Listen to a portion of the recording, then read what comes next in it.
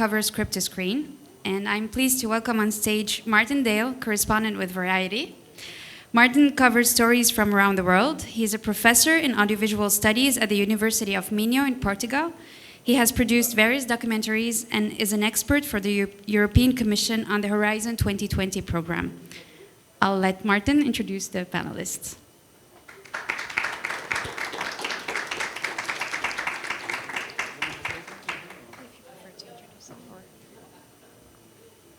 No, you do. Okay.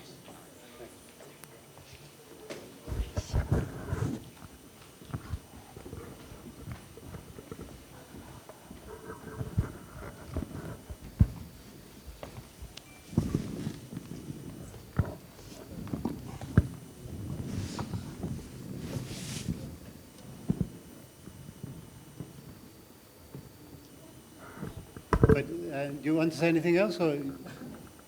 Okay. Well, thanks very much for everybody to be here. I think you gave my introduction, but I don't think we've introduced the other panelists. But I think probably each person could quickly do their own introduction.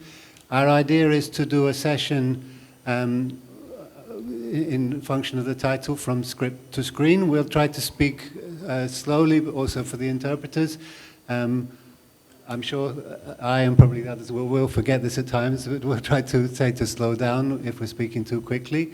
Our idea, we have coming from different geographical locations. I can just quickly, before each person introducing themselves. So I'm English journalist for Variety. I'm based in Portugal. We have two colleagues from Paris.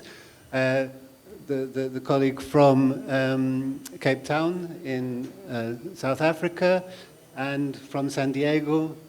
So we've got pretty much across the board in terms of between the Americas, between Europe.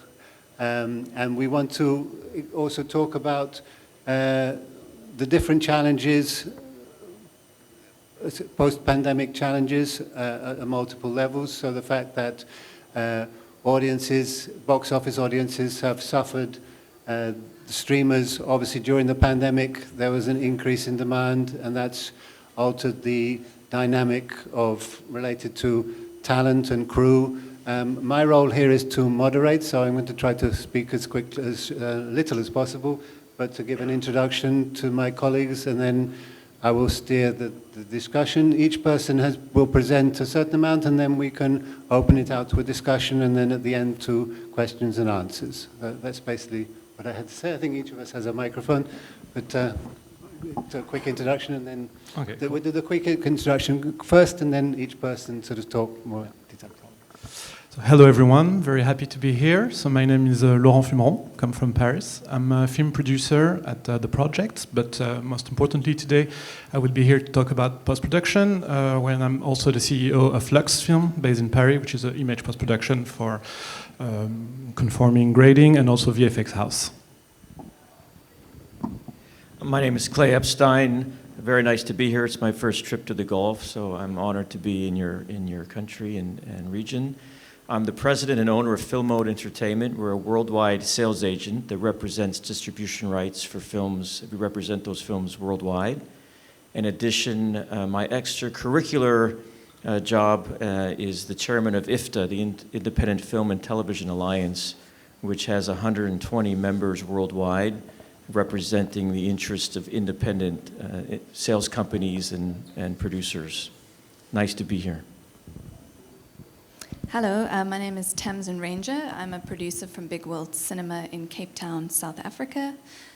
We focus on making feature-length films and documentaries, Pan-African, and we also distribute African films and films from the African diaspora across the continent. Thank you for having me. Hello. So I'm representing the Back Film company. Back Film is a very old French label which finance, produce, distribute and sells film all over the world. Very happy to be here and sharing with you our thoughts on the situation post-COVID. We were discussing it about. So. Let's start. Very good. So maybe we could kick off with your own personal experiences and sort of go by order, maybe beginning with Laurent. And as I said, both we're in different geographical areas and also different areas of production, as was quickly summarized, and different activities. But I think we could begin. The angle is of this discussion is from script to screen. So basically, how do we get projects made? In the case of Laurent, it's at the sort of final stage, the post-production. But I think it's going to be very interesting to get the different angle and different perspective. And so each person perhaps gives this presentation of their own experience, and we're going to try to share, to the extent that we can, sort of specific examples and case studies of experiences that we've had, and then we can open it out a bit more. So Laurent, please. Thank you. So post-production starts first. It's good. Honestly, like from a post-production point of view, it's true. Like the last years have changed like a lot because we now have we see, I mean, at least in Europe and in France, very big gaps between films. So you have big films with big budgets, which still have like a lot of post-production budget. You can spend a lot of time doing it. And of course, more independent film where they struggle and the budget, they're very often stretched, which is more complicated. So from the post-production side, I don't want to, the idea is not to see us as kind of Airbnb facility at the end of the day where you just want to take 10 days to do something. And I think the time of the panel, script from screen, is very important for me because with the post-production, what we want to do is to be there from the script level with the director and DPs and the producers and to say, okay, now you have less time to do the post-production, you have less budget to do it, so let's sit down and think it through since the beginning. So we want to be able to accompany DPs, directors, and see how it's a good option, how you want to choose, what camera you want to choose, not because just it's nice or it takes like 8Ks or 16Ks in the near future, it's just because it's going to tell something to the narrative of your story. So that's for me, most important stuff is to be able to take some time. So for instance, at Lux, our facility, what we have is we did some kind of small one-stop shop boutique where there's less rooms, less people, but we take less projects, but we spend more time with them. So we want quality over quantity. And so we're here testing the cameras, we're testing the costumes, we're testing everything. We're giving the DOPs lots so that they can check the looks. So when they're on set, they know exactly what kind of look they're going to have at the end of the day. And even when they're on sets, we're working with them daily to give them feedback on the dailies that we receive and to tell them, look, at the end of the day, this one is not working. Let's try to put like one more stop, on the camera so you can be good. Or we're going to grade one image a little bit more blue. So at the end of the day, when the editor is going to work, and he's going to have to edit like in less weeks than ever. So most of the time now they have like 10 weeks or something to edit a full feature, which is crazy. But they're going to have almost the final image. So their eyes are not going to get used to some, bad-looking Rec 709 classical image. So when they come to grading session, they have already their film in mind. And for me, that's the most important thing, is to be able to provide director photography, the best quality we have with less budgets. And that doesn't mean you don't have to do things properly. You need to do it. You need to do well, but you need to take some time.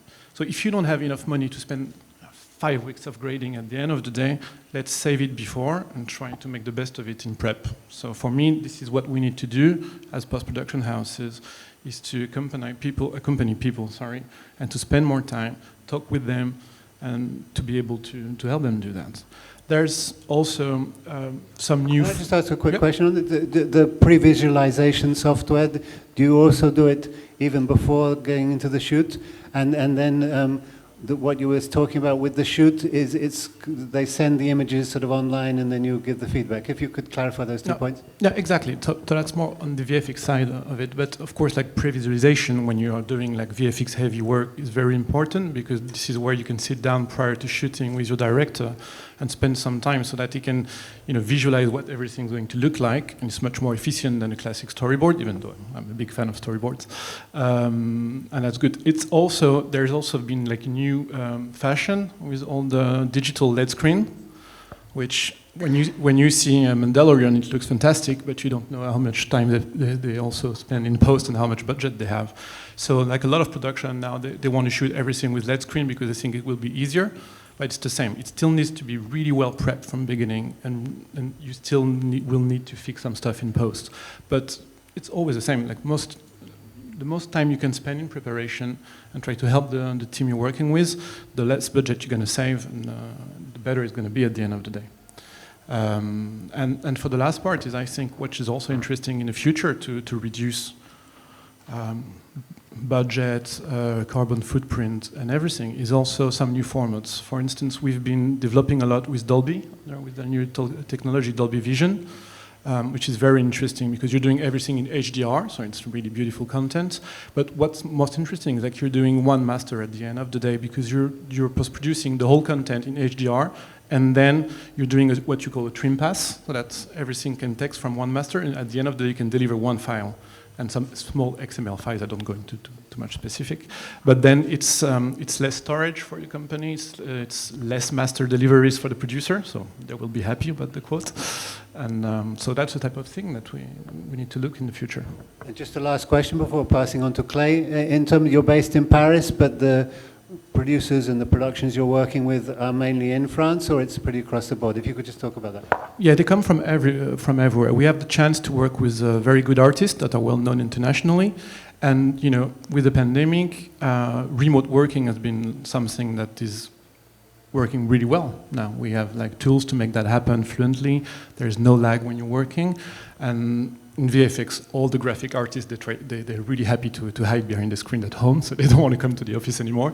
And for directors, it's really cool. I've been working with American directors, Spanish and everything, and we can do even remote grading on live session. There is absolutely no lag for editors, VFX artists. So this is something that I think will be a new trend at the moment.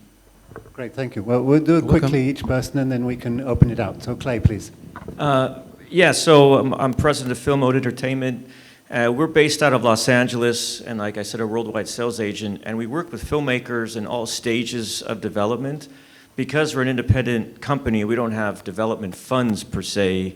Usually we get involved with filmmakers when they've already had a script written, and there's some attachments that could be an accomplished, or at least an established director, cast that we've heard of, maybe a producer that has a credibility as well. It depends on who's attached to the project.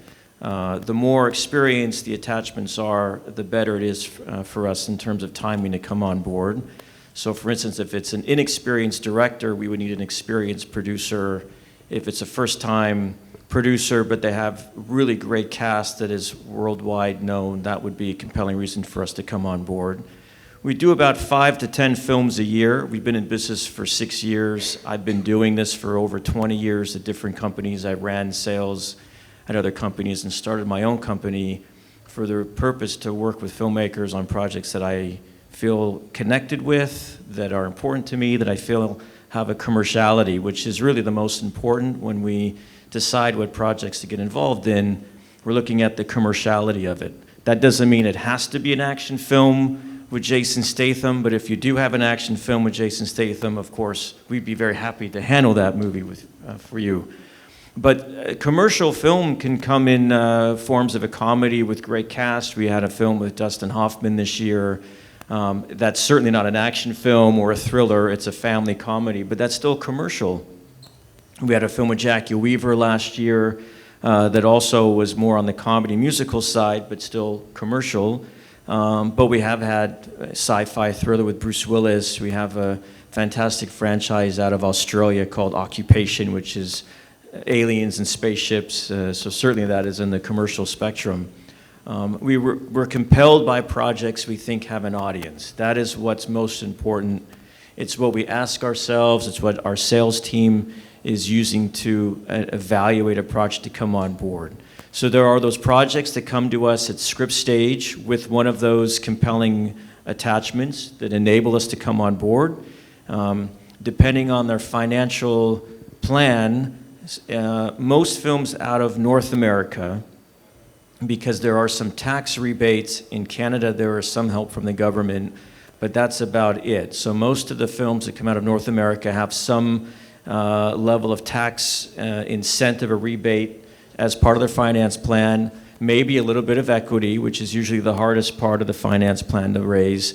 And the filmmakers then asking and relying on us to pre-sell the movie to distributors, which means that's where our sales capability come into play when we were trying to convince a distributor to buy the film before it's made. And that's why it's so important to have a great script and a great director and great cast, because we want to be able to have the elements attached to have the distributor have the feeling of low risk. It's all about risk mitigation in our industry today. It's always been about that, but even more so. That's about half our slate. We come on as executive producer. We help with the creative. Sometimes we'll give script notes to help, not just on the creative side, but on the commerciality side, to help get that script in good shape, make it more appealing for the marketplace and for talent. And then there are projects that come to us completed or partially completed, and we can offer our expertise to find the audience for those films worldwide. We're still doing it. I think start with the positive is that there are still audiences worldwide that watch a lot of movies.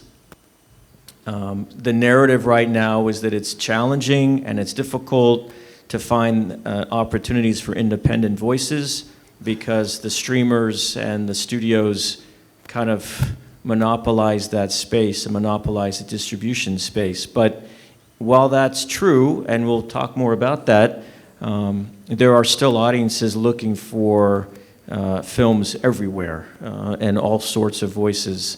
Otherwise, we wouldn't be up here. So there's still opportunities for us.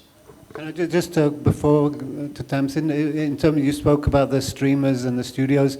In terms of your projects, have there been overlaps or projects in conjunction with either? Probably more so with the streamers, but if you could talk about that. Well, the honest answer is yes and no, depending on the film, of course, the scenario. What's interesting is, while the streamers don't seem as motivated to acquire from some of the smaller sales agents, right? They're looking for, as you turn on and see what they want. They want big, huge studio budgeted level films with cast to support that, right? And in our true independent space, we just don't have the millions and millions of dollars to put those projects together. But at the same time, a lot of the films that we've executive produced end up on Amazon and Netflix and many other streamers and networks. Whether they found their way through another distributor, normally what happens is we'll sell to a distributor in North America, and they may then license to Netflix with other films that they have. So it is finding its way onto Netflix for the pay television window. But there are opportunities. I licensed a film to Showtime directly and to Starz directly. We actually have a film now on Starz directly. So like I said, there are still opportunities out there. It's always going to be content-driven, right? It's always going to be content-driven. That's great. Well, I'm sure we can come back, but Tamsin, we'll do the initial presentation of each person. So Sure. Tamsin, please. Thank you. Yeah, I mean, we are a production company based in South Africa. We're a little unusual in that we tend to work outside of the country, and we co-produce with other African filmmakers who are generally a producer-director, sometimes out of necessity. So we, in the past, haven't really taken advantage of the fact that we have a national film fund and we do have rebates, really great rebates and incentives. And I think what the last 18 months has done, or the last 2 years, is sort of essentially, well, like everybody in this room, I'm sure, been forced to reevaluate the way we do business. It's shifted our approach. And so in the past, we were more focused on sort of art house leaning films that were taking something between 3 to 7 years to make, and on probably obviously a lower budget compared to European films, but under $1 million, and going for soft money and going around the world a couple of times to raise the funds. And I think what we've sort of reflected on and decided in the last year is to rethink that approach and to focus on making more So for example, we have decided we're developing a slate of low-budget genre films. And through the years of having worked in various African countries, kind of creating a network of filmmakers that we might want to work with and looking to acquire IP and to develop some really interesting projects. And then also to have one or two more commercially viable projects that hopefully we could get a name cast, a more high-profile director, and so sort of to balance our slate, which I think has been a challenge. And we are more experienced in making these lower-budget films. We've made, several films sort of for under 250,000 that have gone to Toronto or Venice Critics Week, and so it's a sort of more... Could you give like one or two examples of the films? Of those films? So we had a film called Akasha, which is from Sudan, by a filmmaker called Hajuj Kuka, that we made, and I think from script to premiere was like 2 years. And we did have some support in the region from the Doha Film Institute and Afak in Lebanon. And then that premiered at Venice Critics Week and was at Toronto. It's just sold to Amazon. But that was, a very small budget. We were shooting in a rebel-held area. We couldn't even go on location. And so we like a challenge. So we have some films that are at that level. But now I think we're interested in upping that budget level a bit, looking for more genre films. I mean, I'm very interested to hear what you think, but I keep hearing the term elevated genre, which I'm not entirely sure what it means, but I'd love to hear your thoughts on that. So yeah, we've definitely had to shift the way we approach our slate, the budget levels, the genre, thinking about what is going to be commercially viable, because although we would love to make beautiful, perhaps slightly slower, more artistic films all around the continent, we also want our films to be seen. And that's really been the struggle. So, yeah. Oh, great. There are a couple of themes coming up that I think we can then explore later. So this link between the streamers and the traditional films, the question of, we write a lot about variety of the new trends in terms of elevated genre, elevated horror, as being an area that can combine auteur films with more commercial orientated. I think that's something we could come back to and talk about. And the stratification and how important the question of clearly identifying the genre for the commerciality questions. But let's come back to that. But I'd like David, please. So we are doing 10 to 12 films per year. To do that, we are reading almost 1,000 scripts. We are 5 in the company to read and to cover everything. We do films from all over the world, across genre. Elevated would means a bit pretentious, like original, new, high concept. It's not a B film, let's say, for us. Yes, from all over the world. We always have 1 or 2 films from the region. We had this year Rebelle in Cannes, special screening, in the official selection of Cannes, from Adil et Bilal, Belgium, Moroccan directors, which was a huge success. We did in the past The Man Who Sold His Skin, that was Oscar nominated Best Foreign Film. And this year we are here with 2 projects in development. So yeah, I'm more addressing here to producers. If you discovering all this new circus, the film market or the film souk is, it's a bit scary. It's like finding this room for me. I need to ask 3 different persons. And finally, by luck, I find this room, meaning that getting a script and put it on screen, it's a bit of the same thing. You will have a lot of advisors. You will meet a lot of people. There are a lot of financiers. And I think the key word here is to be coherent with your project. Is it commercial? Is it art house? Is it festival-driven, or is it really audience-driven? Then, which audience?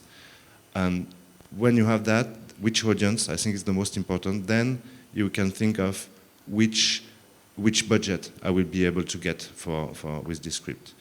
And then you will have the big question to go to the big screen or to stay with the simple screen, which are all the platform. course, I'm more for cinema. That's my key job. That's why I'm exaggerating. But I think the best is to combine the both worlds, to work. Like Clay said, you have a cinema release in some territory, and then you have the pay window can be a pay TV or a streamer. It's the same for me. And of course, coherency, when you come down to financier, because it's a show business, and we're talking about money, sometimes it doesn't make sense to spend a lot of money in P&A, film posters, film advertisement, before putting the film into the cinema. It has a lot of money, and sometimes it's easier just to put the film in the platform or in the pay TV in some territories. Sorry, I took a little bit of notes, so I don't... What I wanted to speak is now, if you put yourself into the shoes of the financing people, we are now post-COVID, after 2 dramatic years where most of the cinema were closed more than 12 months out of the 2 years.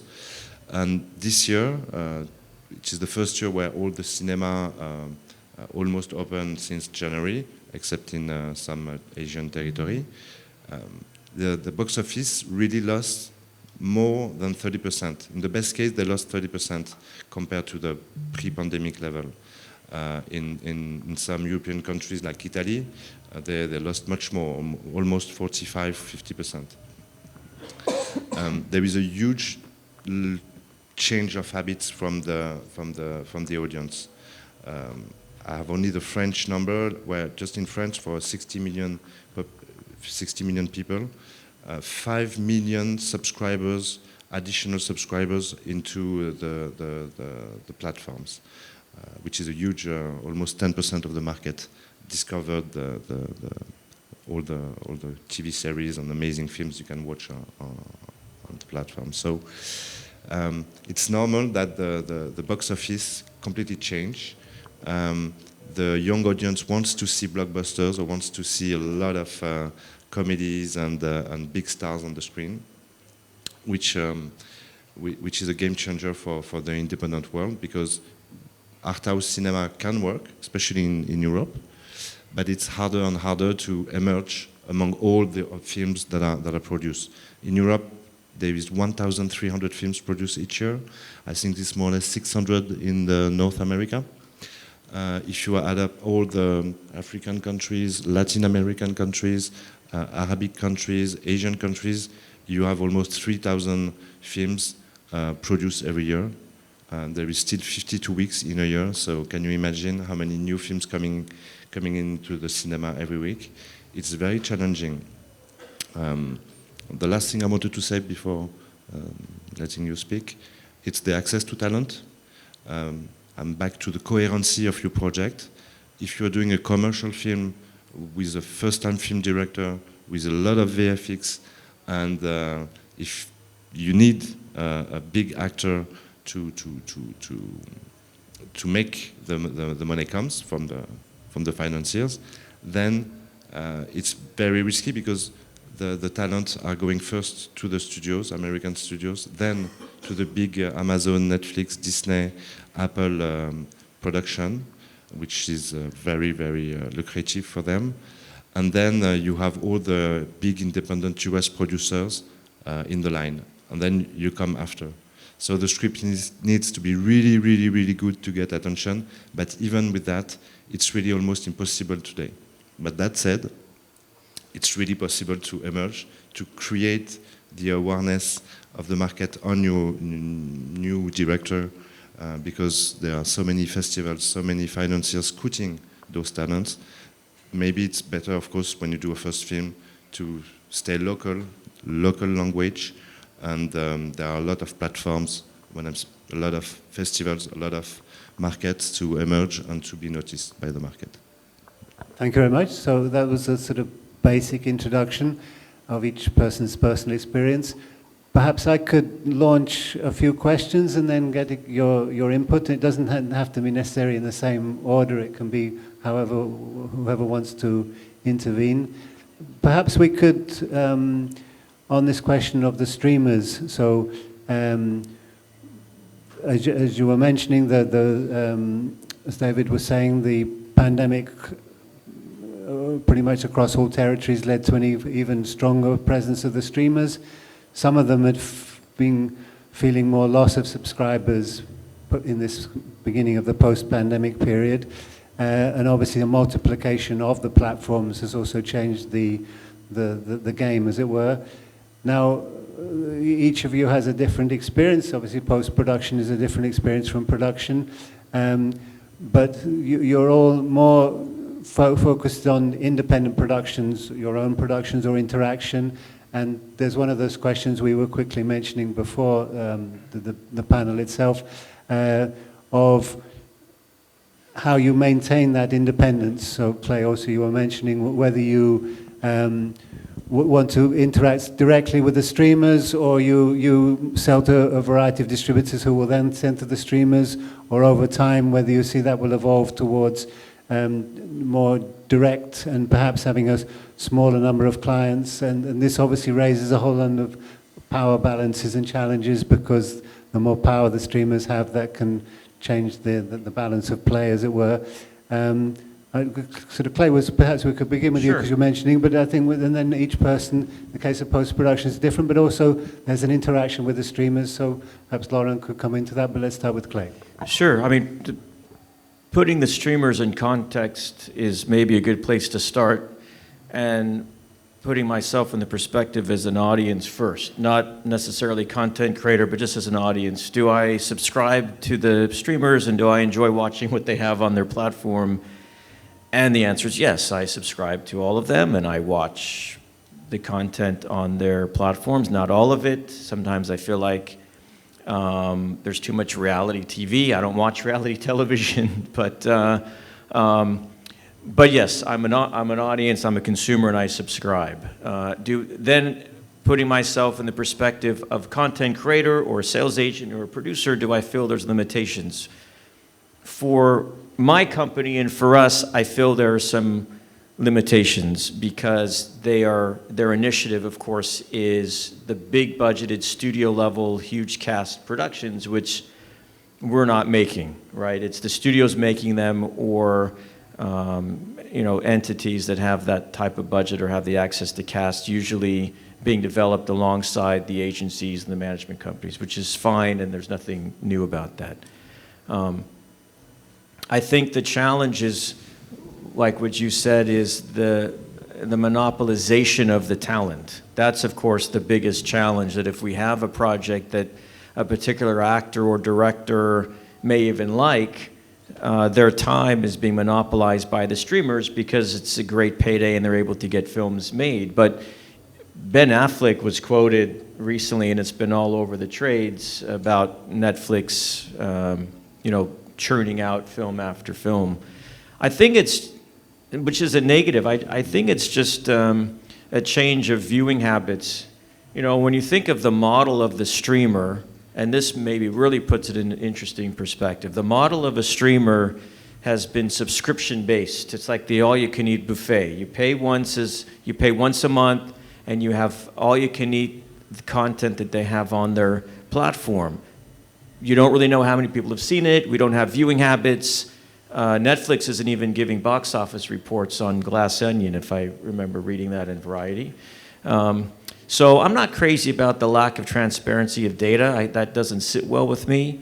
But if you think about the business model of that once-a-month subscription versus the business model in film that had been around for 100 years, which is transactional, right? Where an audience would pay for a ticket, or pay to rent the movie on DVD, or pay to watch it on VOD, right? And we were in that transactional model for decades and decades and decades. And that may be what is hitting us the hardest. Like, we can't quite wrap our heads around that, because we've been in this transactional model, right? And in the independent space, the true independent space, the cost to produce a movie keeps going up, but the value in the marketplace keeps coming down, right? Because that transactional model is disappearing. So I'm interested to hear what the rest of you think, but that's, of course, what we're dealing with on a daily basis. But within that transaction, have you had any direct sales to any streamers, or it's gone through distributors you were mentioning? when we first started the company, I had direct sales to streamers, and their initiative then shifted to the larger budgeted films. So they, at least in my experience with the level of films we're doing, which are cast, they all have cast, they're all commercially driven, but they're not 30, 40, 50 million on up. They're lower, they're 10 and under. So our films are showing up on the streamers through distributors that we've sold the rights to at the moment. But in terms of the transactional model, how does that, because traditionally, as you mentioned, you'll sell to a distributor, but within the contract, maybe there's transactional interest further down the line, but if they then sell to a streamer, it sort of stops at that point, or? It depends on what deal they can do. So some films, probably most of our films, have a transactional window first, and that could be through cable VOD, through iTunes, or TVOD, they call it, any sort of transactional VOD. That can be when a consumer rents it or buys per view, right? And the streaming, Netflix or Amazon, or now their other competitors, Hulu, that becomes the paid television window, we call it, right? So they would have a transactional window first, and it would go to a streamer or a TV channel that takes the same window.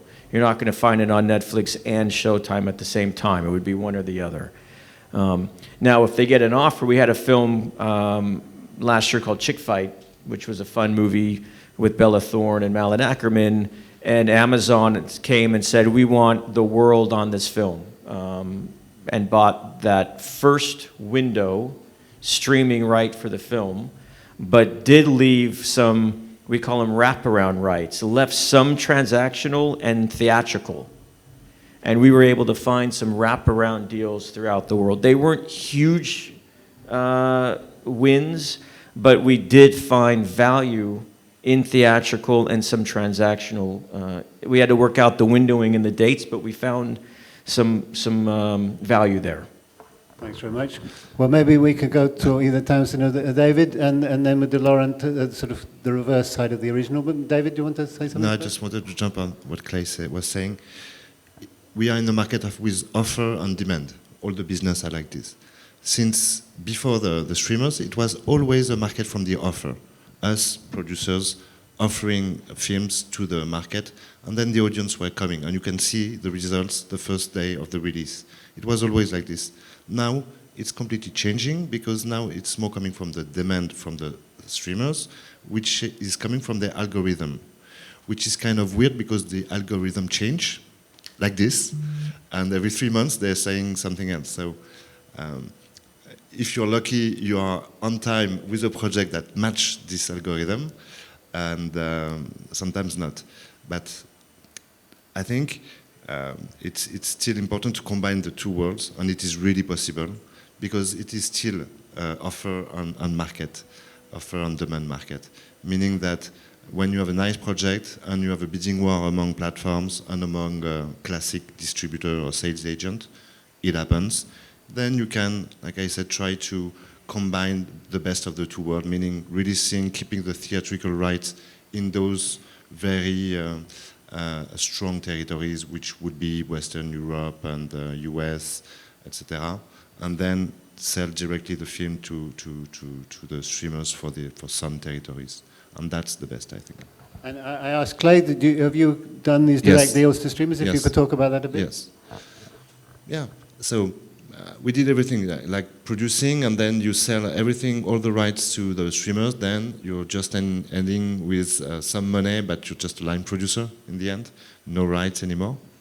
The best one was a film that was in Sundance, actually, and we sold it for the world, right? Except French. It was a French film, and we released the film in France. And then Netflix had a few months after where about... Can you say the film? Or? Yes, but then it opens to something. It's Cuties. Cuties was, but for another reason, it's another story on another panel. Okay, great. Tamsin, perhaps? Yeah, we have sold some films to Netflix Africa, but through a distributor, and they the streamers are commissioning originals and licensing content, and particularly, as I understand it, in the territories or the parts of Africa where they want to build their subscriber base, so Kenya, Nigeria, South Africa.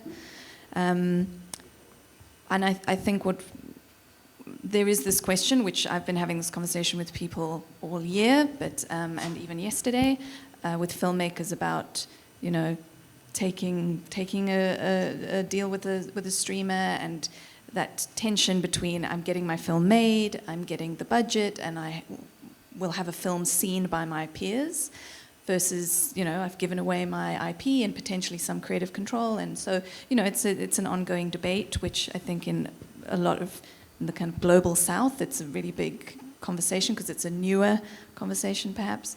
But I think what's quite interesting and a model of financing that we're exploring is private equity. And so looking, when we've got a lower budget film, so maybe in a kind of 500, 300,000 to 600,000 range, dollars, euros, to look at bringing on as private equity so that we can retain those rights and potentially sell, license the film after the fact. But certainly on the continent we're seeing more private equity opportunities, which is really exciting because the majority of the continent, bar I think 3 or 4 countries in sub-Saharan Africa, don't have any film funds. So finding the money, of course, is incredibly challenging. But just on that point, as Clay was talking about the squeezing of the transactional dimension, that can be problematic for equity finance because the upside is more limited, no? Or have there been like tax breaks or other reasons that make it easy to get equity financing? I think it depends where you shoot and what those opportunities are. I mean, there's almost the cinema opportunities are incredibly limited. I mean, in the countries that even do have cinemas, of course there are, more than, or I would say probably, I stand corrected, but I would say about 3/4 of the continent doesn't have any cinemas, any traditional cinemas. There are a lot of non-theatrical spaces. So yes, it can make it more, I couldn't speak generally to the whole continent, but yeah, that's challenging.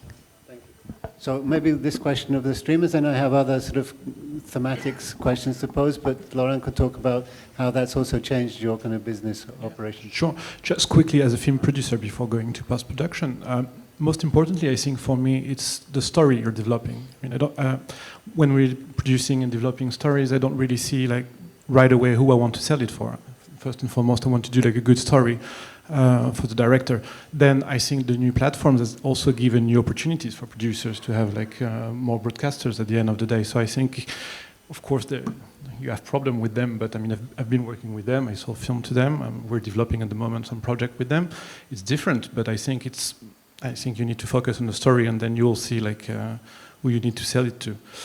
For post-production, the biggest challenge I have is to convince filmmakers to work on a small TV, because Netflix and Amazon, they all want to attract big names, filmmakers, directors, DPs, which they used to work for cinema, so they used to work with a huge screen and do grading and have habits of working in cinema. So the timing when you work in cinema is a little bit longer. You take more time. You try to build more quality, and then you have these big directors coming to your facility, and then they see the big screen, and then you just put a TV in front of it, and you're like, this is what we're going to grade today.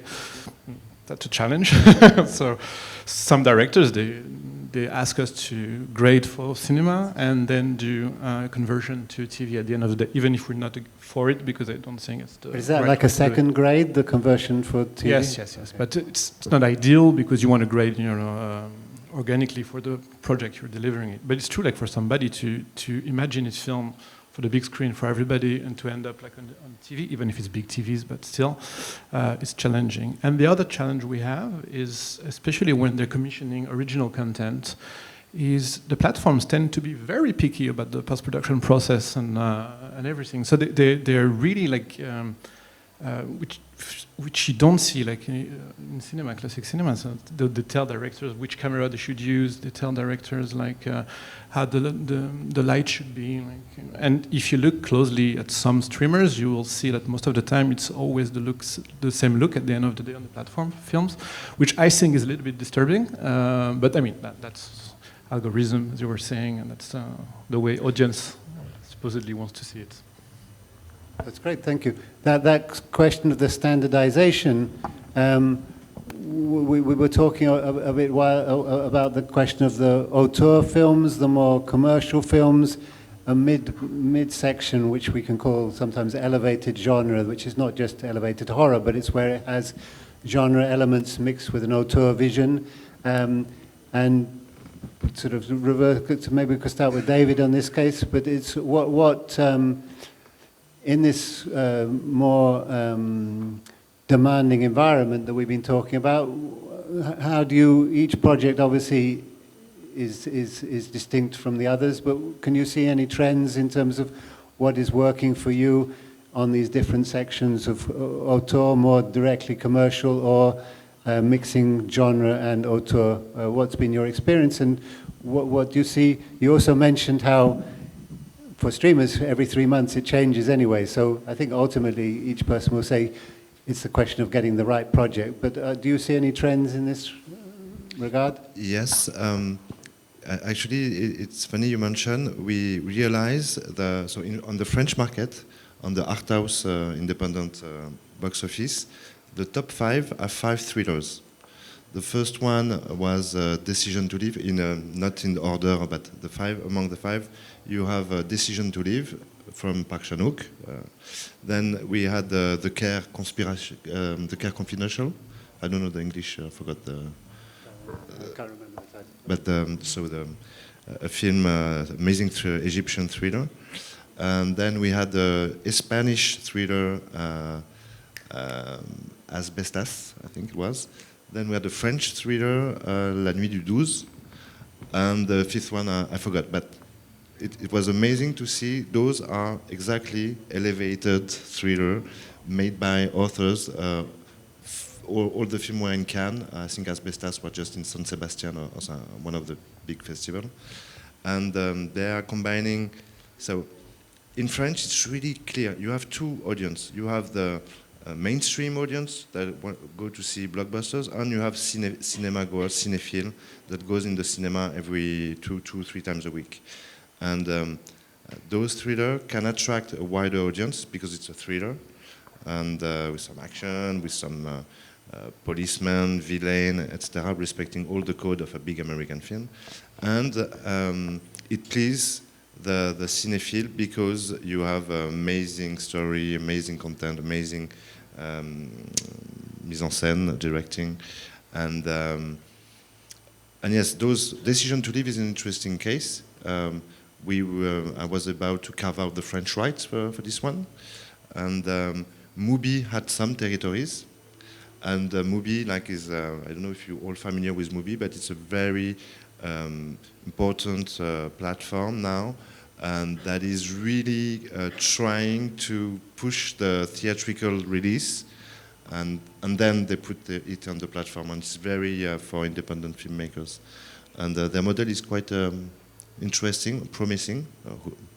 It's much smaller than the Netflix and Amazon and the other, but I think it's a nice model they have. Okay, just quickly on that movie, it's much smaller, as you say, but they can put some kind of financing in, so yes, it can be a relevant player. Yes?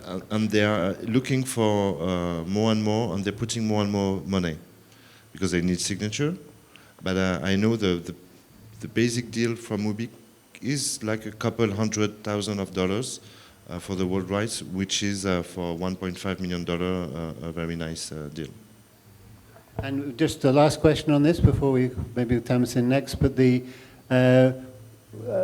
stage with the streamers, do you think it's also the case that these elevated genre that my work with Variety often the streamers tend to put the genre beneath the project, and if it's just an auteur film without any hook, they're slightly less comfortable. That's exactly working. I mean, in this market, everything is put in a box. That's the first question. What is the genre? And you have to come with an answer. If you don't have an answer, you're lost. Even though some films, our films, we're trying to do can be a lot of genre, across genre. I mean, mixing genres. Like we had this film Babysitter, Monia Chokri, Canadian director. First film won un prix, un certain regard jury prize in Cannes. His second went in Sundance, and he was in the midnight selection. It was not a comedy, it was not a genre film, but it was a mix of the two.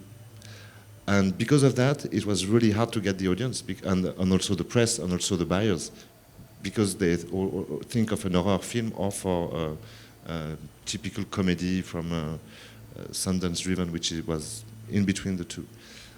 In the end, we had a very nice deal for movie because we did our work, but well, it was tougher. Yeah, it was tougher. So, Tamzin, perhaps, and then we go to Clay. And just this question of, in terms of the projects you're working on, because each region of the world is different, but this question of whether it's a more clearly auteur, you mentioned the question of elevated genre as kind of being addressed, but is that already, I definitely think in Europe it's a very clear trend. I don't know, for your experience, that's more incipient, is it? Or? In terms of what's being funded? Between whether you're just saying we have this director, an auteur with a name, or whether the genre is really important and mixing these elements of an auteur vision with genre, whether that's relevant for your productions?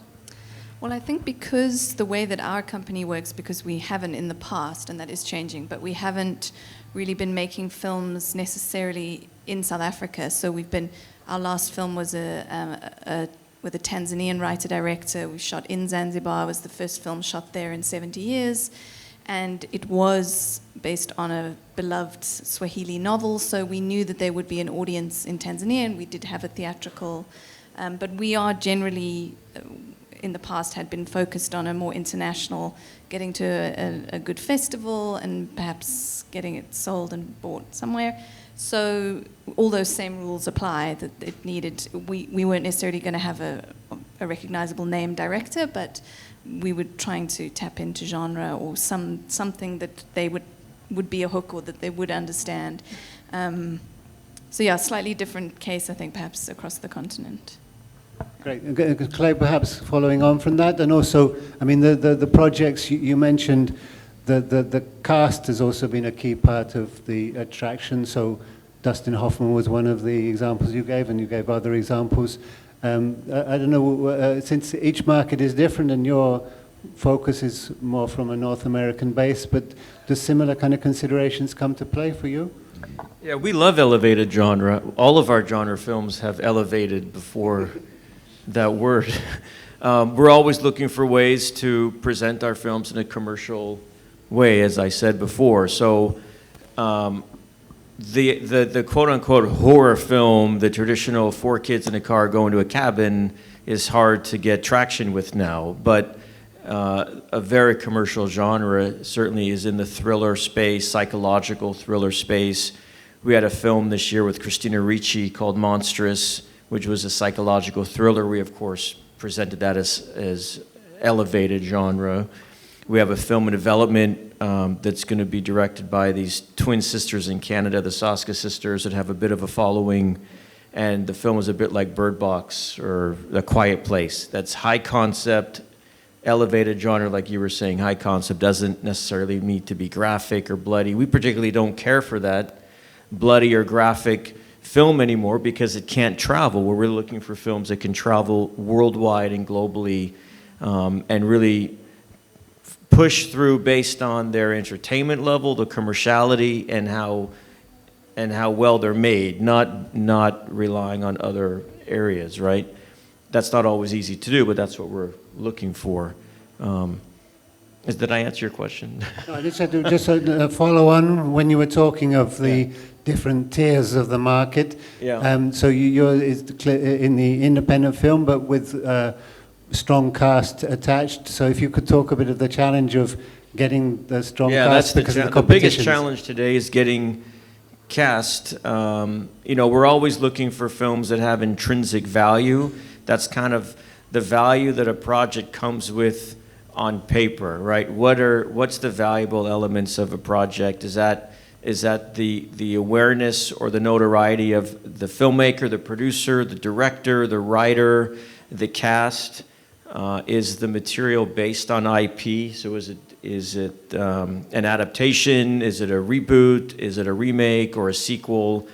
You know, when you're making a film for the budget levels that we're making them, and that's 1.5 to 10, you really have to rely on other areas of the project to bring added value that doesn't necessarily cost dollars to bring. So cast is always number one most important. If a studio or a big entity that has a film coming out can spend millions of dollars on publicity, prints and advertising, we used to call it, now it's just advertising, and they are educating an audience about their film with marketing spend, right? That's as old as anything that has to be sold. And in our independent space, we don't have any money to spend on advertising. So the only way to get awareness and educate a consumer is through the natural ingredients of the film. Nothing is more valuable than the fame of an actor, right? And that's why when you go on a platform, you usually see the famous actor front and center with the big extreme tight shot of usually a male actor in his 60s who used to be a blockbuster star in the 90s when the studios were putting out more films in the theaters and spending millions of dollars to advertise them. We're running out of movie stars as well. They're either being canceled or they're dying. So that's the other challenge we're having. You mentioned just before David, just quickly, you mentioned the male actors, but isn't there then an unexplored opportunities for the female actors, 60s onwards? So we are seeing more female leads than ever before. That certainly is following social change and evolution and audience engagement as well. Movies like Atomic Blonde, for instance, right?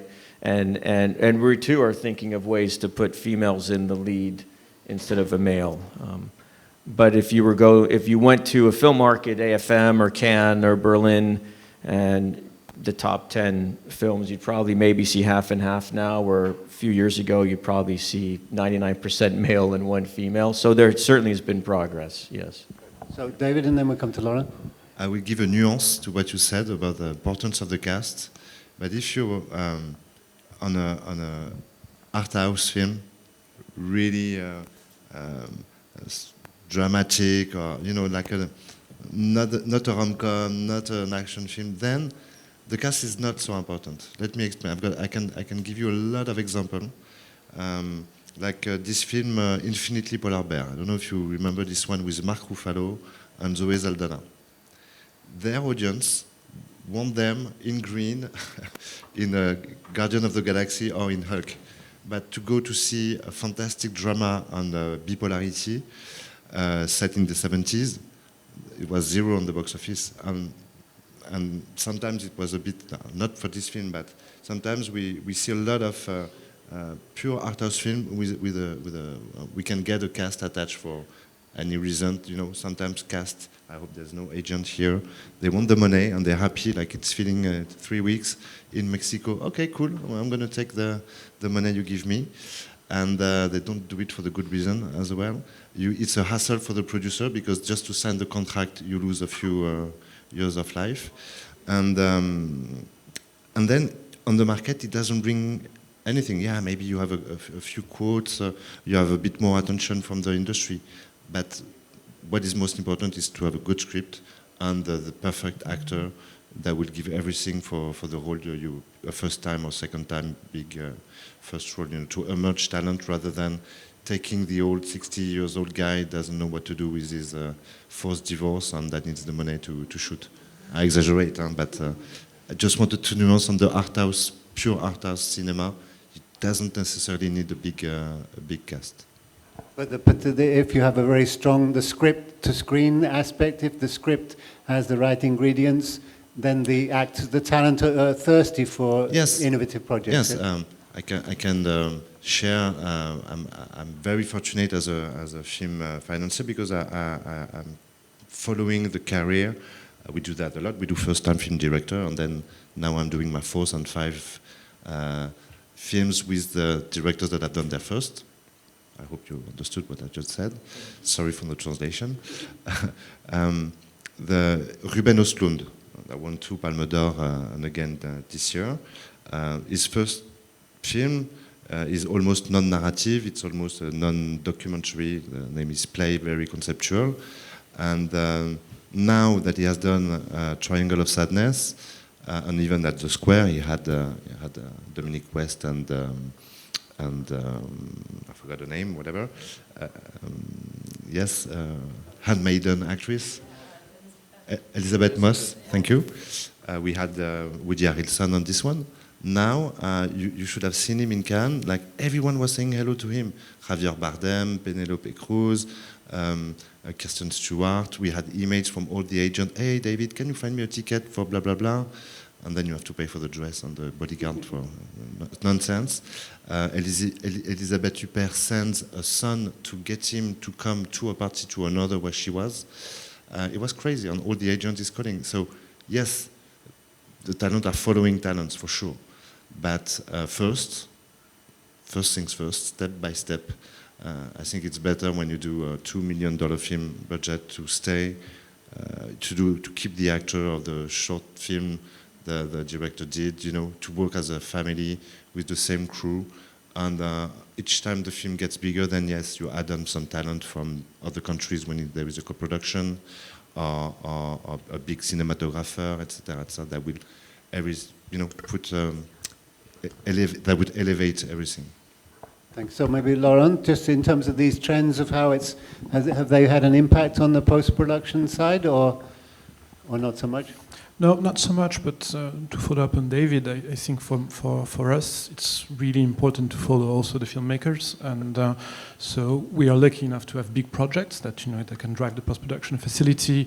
For example, at the moment, we're working on The Three Musketeers, which is huge, 2 films. We're doing The Substance for Universal Studios, but at the same time, we can help filmmakers. We just did Falcon Lake by Charlotte Lebon, which is a small indie film, which is really beautiful. And on that one, we're just here to help and to spend everything. And we also do like a lot of short films, try to follow up on filmmakers that can go into the first feature, second feature. And as a producer and a post-producer, this is the most important, to follow up on people, to give them the chance, and to be there to help. Right. So I'll ask one more question, and then we can open out for some questions from the audience. So the last question was, and also feel free if there are other topics, there are things that come to mind for me. This question of working with other countries, and each of the experiences are different. So Clay was mentioning also working with the Australian project, but maybe we could start with Tamsin, who's clearly very international, but you all have international experience, and also in post-productions, I've understood, as you were saying at the beginning. So to the extent that obviously the festival here is the initial starting point is the kind of Middle East and Africa area, so that links directly to Tamsin's sort of business area. But to talk about those experiences and what trends you're seeing in Tamsin, could perhaps speak specifically this area, especially Africa, but to the extent there's a bridge, if there is, with the Middle East. But overall, this experience of working with other territories and how that's what the dynamic that's involved for you. Yeah, I mean, it's absolutely essential for us. I mean, I think for all of us, but our last couple of films, I mean, Rafiki, which is a Kenyan film, there were 8 producers on the film from Lebanon to Norway, France, Germany, the Netherlands, I mean, it was, and America. So, yeah, and our last couple of films have been Qatari, German, Libyan, South African, so, that's obviously very familiar for us and normal and essential. We have been lucky, I think, that there is this link between Africa and the Middle East, and we are here today. We have a project in the works in progress. It's a South African film, but it's eligible to be here, and there are funds that allow us to that will support African projects or filmmakers that are from Arabic-speaking African countries, so Sudan, Libya, those are countries that we've worked in. And we're definitely over the last, I think, couple of years, become much more interested, very intrigued and curious to see if there are ways to co-produce with countries in the region, for sure. So it's definitely something we're pursuing. I think we would still be interested to see if there's a genre. I think that's still the area we're interested in pursuing. And I was looking at the book of projects, and already in there I saw some projects from, I think this one, I can't remember the country, I think Algeria perhaps. It was a satire, there's a supernatural one, and I was like, yes, I'm going to those pitches. I'm very intrigued, not necessarily to work with them, but just to see what kinds of projects are coming out of the region, and just to get a sense of what people are writing and what projects are being supported, and just to get a better sense of this region. And yeah, it's really exciting. And as an emerging region, as it were, from the filmmaking point of view, then a character, David, but as an emerging region, can we talk about an identity, or they're just a very different and multiple identities? Like Africa, Middle East, from the outside might appear to be a kind of marriage of convenience, or is there a real identity there that you're seeing exploring? I mean, I think we have a lot of similar challenges, social, political, environmental, economic. I think there's similar themes in terms of the way we live and the challenges we face. I can't speak to any, I've never given it any thought, but I certainly will. Yeah, I mean, the continent, we have 52 countries, and yeah, but definitely something to think about that I haven't before. So maybe to David, then to Clay, then to Laurent. Yeah, I think I wanted to insist on the co-production, the importance of co-production. So it's going to be a bit naive, but I'm very proud as a filmmaker or as a film distributor to have discovered a lot of films from a lot of different regions, to have learned about it, and to share this discovery with the audience. And I think films are here to build bridge, to reunify a lot of all the civilization, all the culture, to understand each other, and to become a better